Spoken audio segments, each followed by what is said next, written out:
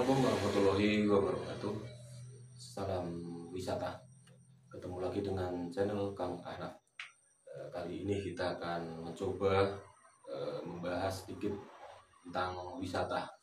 Mungkin banyak hal yang perlu kita telusuri. Sedikit banyaknya wisata itu apa. Nah, di channel ini kita akan mencoba untuk membuka sedikit demi sedikit seperti apa wisata itu.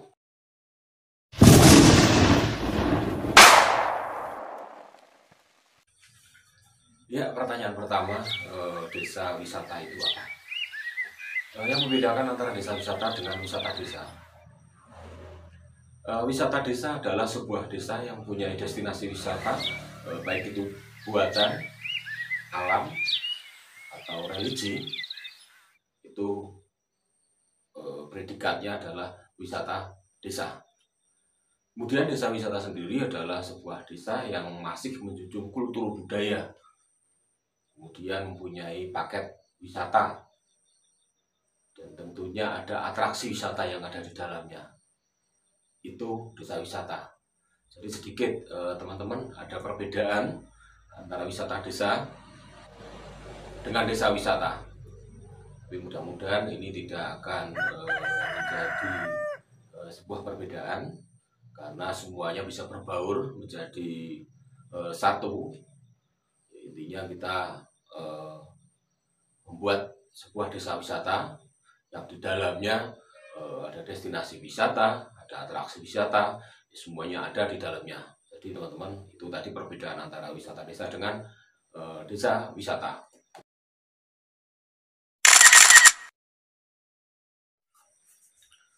Ya, kemudian kenapa desa wisata untuk akhir-akhir ini menjadi trending topik? Banyak sekali yang bahas tentang desa wisata, banyak sekali mereka berbondong-bondong membuat perizinan untuk menjadi desa wisata.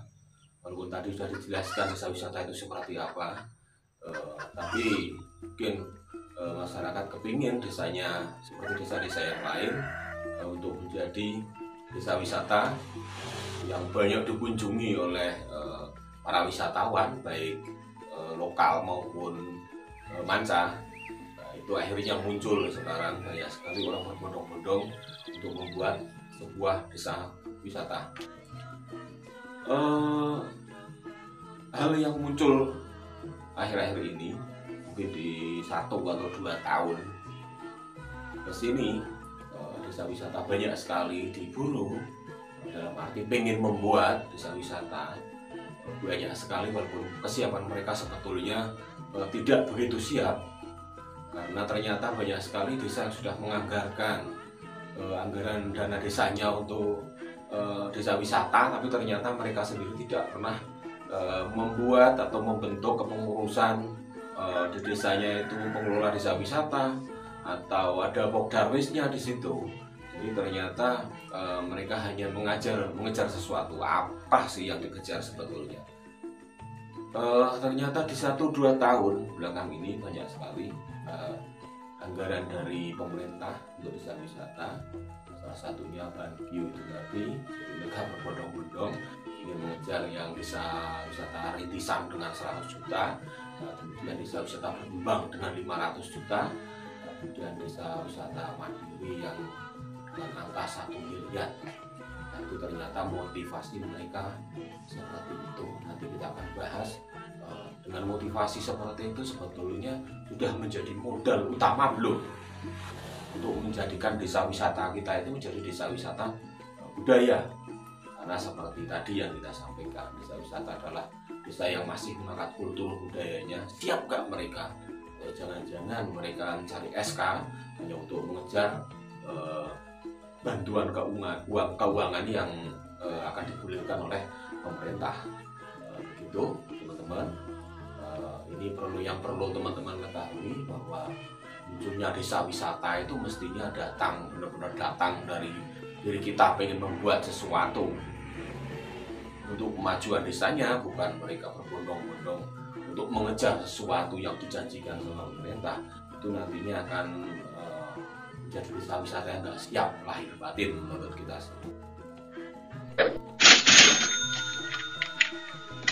Kemudian proses berikutnya, bagaimana proses pembentukan desa wisata ini bisa dilaksanakan. Yang pertama, kita harus mengumpulkan beberapa elemen masyarakat, mulai dari petani, pedagang, pelaku seni, pelaku wisata, ASN, tokoh masyarakat, tokoh agama, semuanya dikumpulkan menjadi satu. Kemudian baru kita lihat potensi apa yang ada di desa kita. Kalau lebih kuat di budaya, lebih kuat di religi, lebih kuat di objek wisata yang lain, destinasi wisata yang lain, kayak destinasi wisata buatan atau alam. Jadi kita akan fokus di titik itu. Kemudian baru membuat paket wisatanya, baru ke elemen-elemen yang lain itu tadi ikut masuk di dalamnya. Jadi tidak mudah teman-teman untuk membuat proses itu tadi, karena kita mengumpulkan semua elemen masyarakat itu bukan hal yang sangat mudah untuk menyatukan visi misi mereka, persepsi mereka tentang desa wisata itu seperti apa. Itu yang sangat sulit. Mereka bisa nggak menerima keberadaan desa wisata, untung dan ruginya tentunya. Bisa nggak mereka paham setelah ada wisatawan datang itu harus seperti apa, cara penerimaan wisatawan itu harus seperti apa prosesnya. Ini akan menjadi tali ulur nantinya.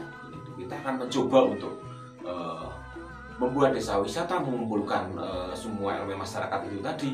Maka di sini berbagai pemikiran akan benar-benar diuji di sini.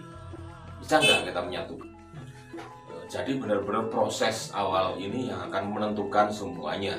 Kalau dari proses awal, tarik ulurnya, banyak warga masyarakat yang benar-benar belum paham betul.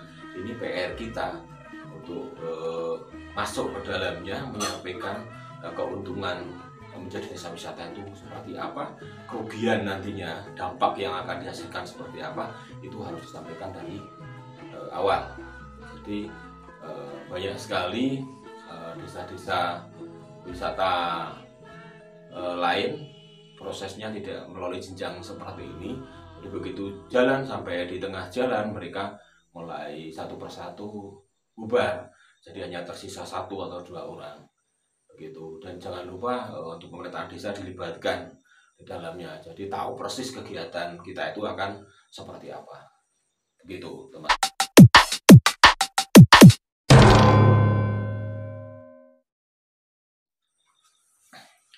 Ya, kemudian apa yang menjadi keuntungan kalau kita menjadi desa wisata? Tanpa kita sadari, semuanya akan berbenah dari awal. Karena proses menjadi desa wisata ini harus benar-benar desanya akan tertata dengan apik.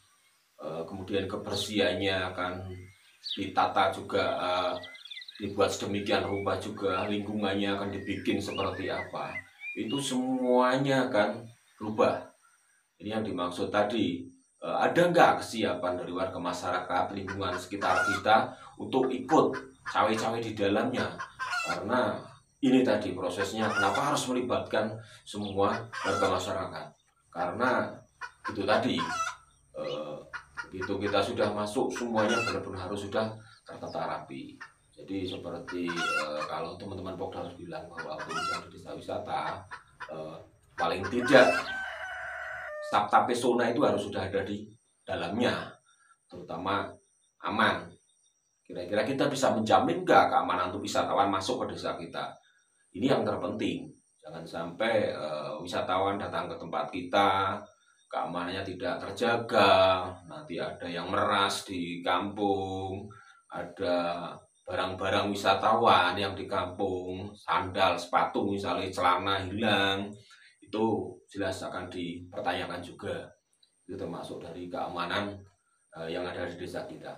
Kemudian tertib otomatis, desa kita harus benar-benar tertata apik di situ, Tertib itu mulai dari kapan tamu datang ke desa kita, kita harus sudah benar-benar menyiapkan segala sesuatunya, paling tidak 1-2 jam sebelum tamu yang akan datang ke tempat kita itu sudah ada. Jangan sampai tamu datang jam 9 misalnya, kita baru pada kumpul jam 10 dari teman-teman pelaku wisata. Itu bisa terjadi hal-hal seperti itu. Tertib semuanya, cara penataan semua dikonsep sedemikian rupa. Jadi tamu masuk ke desa wisata kita, apa yang akan mereka lakukan semuanya sudah terkonsep sedemikian rupa. Kemudian bersih itu wajib. Jadi banyak sekali teman-teman kita yang punya desa wisata, setelah mereka benar-benar menjadi desa wisata, sudah mulai banyak wisatawan masuk, luar biasa efek positifnya. Jadi jalan-jalan yang tadinya masih banyak kayu-kayu di samping rumah misalnya, atau pupuk kandang yang masih di sebelah rumah, sekarang sudah bisa bersih dengan sendirinya tertata. Atau rumput-rumput di pinggiran jalan, karena kita di pedesaan biasanya, tapi alhamdulillah setelah menjadi desa wisata itu dengan sendirinya kan terdampak positifnya. Kemudian sejuk. Kalau di desa wisata biasanya udah baunya juga pedesaan, sejuk pasti ada. Jadi suasana iklimnya, apalagi kalau di desa-desa kita yang ada di seputar Wonosobo, itu sudah jelas dengan iklim yang sejuk. Jadi sudah pasti kesejukan itu akan terjamin. Tapi sejuk itu dalam arti beberapa hal. Sejuk bukan hanya di suhu atau iklimnya saja, tetapi sejuk dalam suasana waktu warga masyarakat berinteraksi dengan teman-teman wisatawan itu menyejukkan. Jadi tidak ada hal-hal yang membuat wisatawan takut atau membuat wisatawan itu jadi bingung, terkaget-kaget masuk ke kampung, dikasih informasi yang tidak tepat, itu tidak akan menyejukkan hati para wisatawan juga. Kemudian indah, itu pasti kita akan menjual segala sesuatunya seperti ini, pasti sudah kita persiapkan. Indah itu hal yang wajib. Jadi barang-barang yang tadinya terlihat nggak bagus, maka kita usahakan untuk benar-benar menjadi cukup indah untuk dipandang, dinikmati. Kemudian ramah itu menjadi hal yang wajib. Tapi alhamdulillah kalau untuk pedesaan itu biasanya ramah itu sudah menjadi budaya mereka atau tradisi mereka. Jadi ramah sudah cukup lah kalau untuk di pedesaan. Tapi mudah-mudahan dengan masuknya menjadi desa wisata, paling tidak ramah itu jelas-jelas harus benar-benar akan lebih ditingkatkan lagi. Kita ambil contoh, misalnya kita ada wisatawan masuk ke desa, mereka tanya alamat, misalnya mau ke homestay apa, atau mereka mau ke tempat kegiatan yang di mana. Itu kalau budaya Jawa misalnya, daripada kita menunjukkan dengan telunjuk, kita ambil contoh misalnya ke sana Bapak Ibu, ke sana Mas Mbak, kita akan lebih terlihat keramah tamahan kita tunjukkan dengan tersenyum, kita dengan memakai jempol. Kita ambil contoh seperti itu. Kemudian kenangan itu biasanya kalau di desa lebih terjamin lagi. Kita ambil contoh kalau masuk ke homestay yang ada di desa, itu akan terasa banget kalau 1 malam atau 2 malam nginap di situ aja, nanti saya pasti kenangan itu akan akan terlukis dengan sendirinya seperti apa kenangan itu. Karena keramah tamahan yang kita jual dari desa itu biasanya akan benar-benar terasa banget untuk wisatawan kita yang datang dari kota. Begitu. Kalau kita lihat keuntungan menjadi desa wisata, kita akan benar-benar bisa menggerakkan semua sektor ekonomi. Pedagang, otomatis kalau kita kedatangan tamu 100 orang wisatawan, paling tidak mereka beli rokok, beli jajanan, gorengan dan lain-lain di pedagang-pedagang yang bertebaran di desa wisata kita. Kemudian kita membuat homestay juga, paling tidak melibatkan beberapa warga masyarakat di situ untuk membuat homestay, dan itu hasilnya sudah banyak kita rasakan dari tahun ke tahun, itu luar biasa sekali. Kemudian desa wisata juga misalnya punya kegiatan eh, buat sebuah pasar tradisional misalnya, itu akan terasa lagi perekonomiannya akan seperti apa. Semua warga masyarakat akan terlibat di dalamnya. Hal yang pernah kita lakukan, misalnya kita mempunyai 250 kepala keluarga, ternyata yang terlibat ada kegiatan itu ada 135 kepala keluarga. Itu kan hal yang sangat luar biasa. Jadi itu salah satu keuntungan menjadi desa wisata tentunya. Jadi banyak sekali sisi positifnya yang bisa diambil di situ. Apakah ada kerugian? Bisa, tentu bisa ada kerugian. Dalam arti siap nggak warga masyarakat kedatangan orang-orang kota yang wisatawan kita contohnya dari kota yang budayanya budaya berbeda dengan warga masyarakat pedesaan, itu dampak itu akan terasa sekali. Atau kita kedatangan tamu mancanegara, begitu datang dengan pakaian yang seperti itu akan terasa sekali. Tapi mudah-mudahan lebih banyak positifnya. Jadi tidak pergerakan ekonomi masyarakat itu akan terasa sekali di situ. Begitu kita menjadi desa wisata, itu salah satu keuntungan menjadi desa wisata.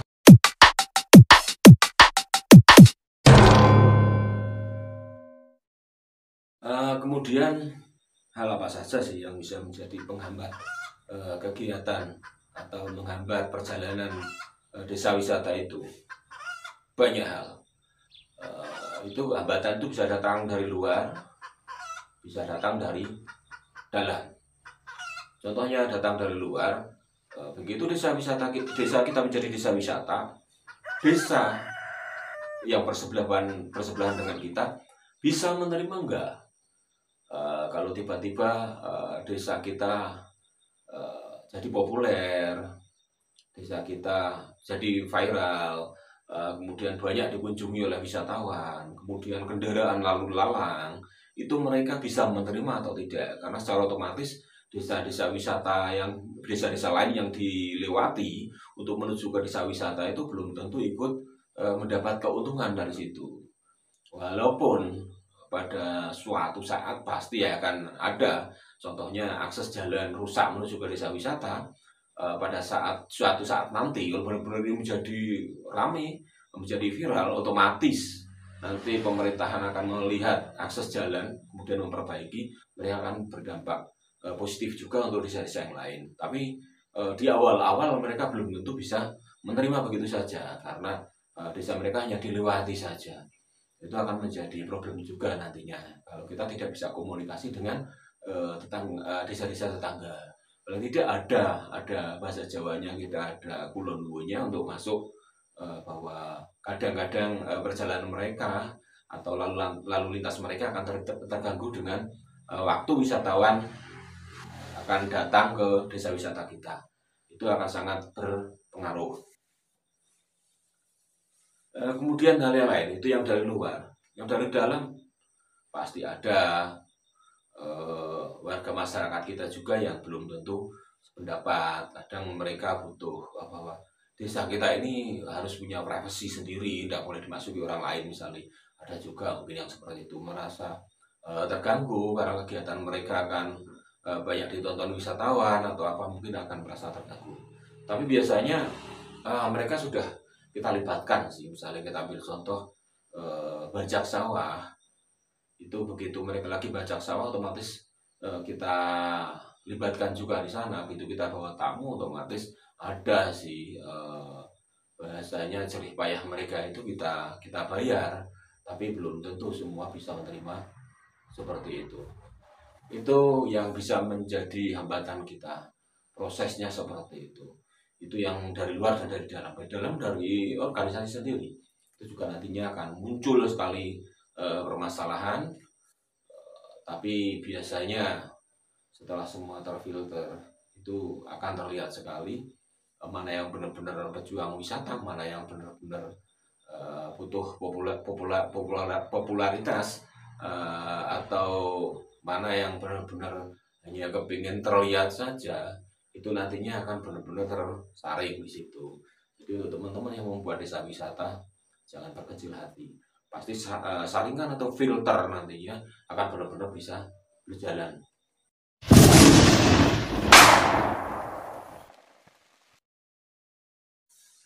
Ya, untuk pertanyaan berikutnya mungkin konflik seperti apa yang akan dihadapi. Tentunya hampir sama itu, konflik dengan hambatan kita. Kalau konflik itu biasanya lebih ke dalam. Konflik yang paling terasa nanti setelah semua proses, ibaratnya begini, siapa sih yang mau bersusah-susah membawa parang untuk babati rerumputan, membawa cangkul untuk membuat jalan biar lebih bagus, kemudian menyisakan sedikit waktu, tenaga, dan pikiran mereka untuk bisa membuat atau menjalankan proses menjadi desa wisata itu benar-benar bisa terrealisasi. Itu tidak mudah. Boleh nanti teman-teman coba mengumpulkan 100, 150 orang, 200 orang dikumpulkan, kemudian eksekusi rencana teman-teman di situ. Tidak butuh waktu lama, nanti yang tersisa paling di angka belasan, 15, 19, itu sudah yang tersisa paling di angka itu. Itu baru prosesnya saja, nanti sudah tersaring seperti itu. Kalau nanti sudah mulai tamu datang continue, mereka ada acara edukasi masuk ke desa wisata kita, kemudian ada studi tiru, mereka datang ke sini. Nah, di situ nanti akan muncul konflik.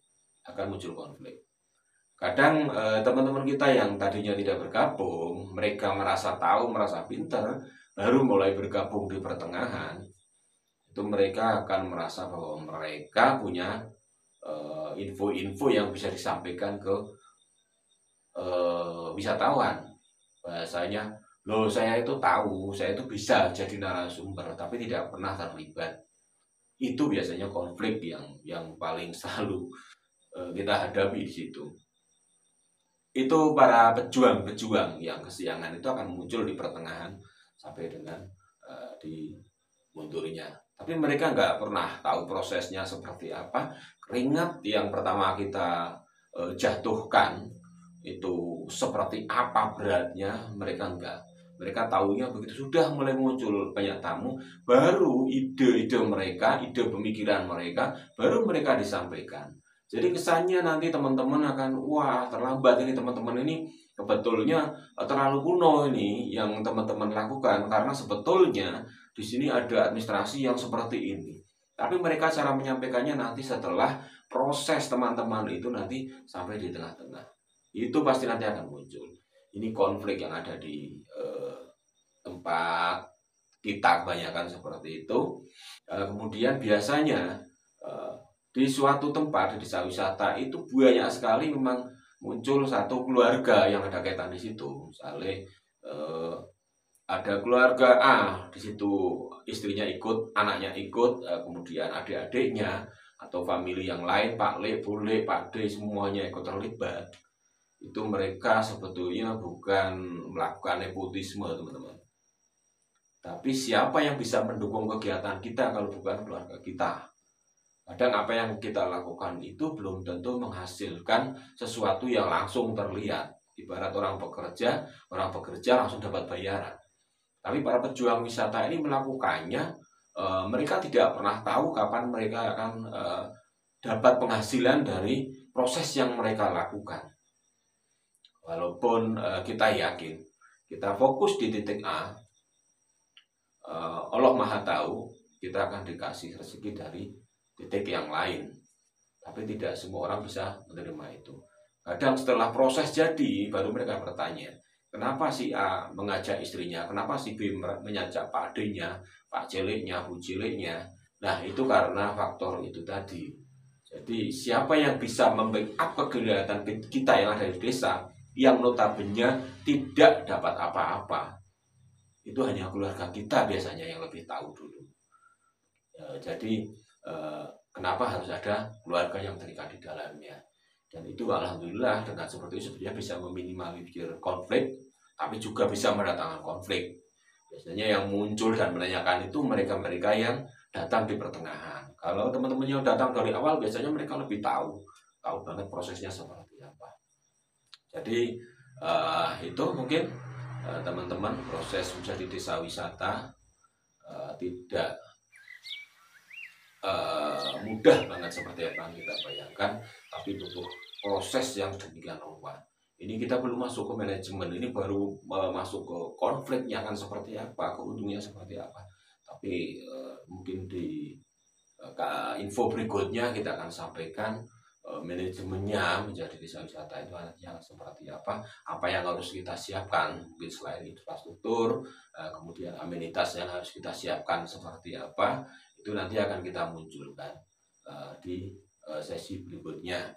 Atau mudah-mudahan nanti untuk Kang Ahnaf channel ini bisa mengadakan podcast dengan teman-teman pelaku desa wisata lain, dan kemungkinan untuk skup yang kecil saja kita untuk wilayah Wonosobo. Nanti kita akan mencoba untuk komunikasi dengan teman-teman satu provinsi mungkin di Jawa Tengah, kemudian mudah-mudahan kita bisa nyantol teman-teman untuk nasional. Prosesnya mereka hampir sama enggak dengan kita. Nanti kita akan menyampaikan secara kontinu. Jangan lupa ikuti Kang Ahnaf channel dari awal sampai akhir. Mudah-mudahan banyak sekali ilmu yang bisa teman-teman adopsi nanti. Walaupun kita punya keterbatasan yang banyak, terutama saya dan teman-teman mungkin, tapi kita sudah alhamdulillah sudah melewatinya dalam kurun waktu sampai 10 tahun prosesnya. Harus populer itu ada di tahun berapa, kalau kegiatan yang kita lakukan viral itu berarti kita harus inovasi di bulan keberapa, nanti akan kita sampaikan di sesi berikutnya, di obrolan berikutnya.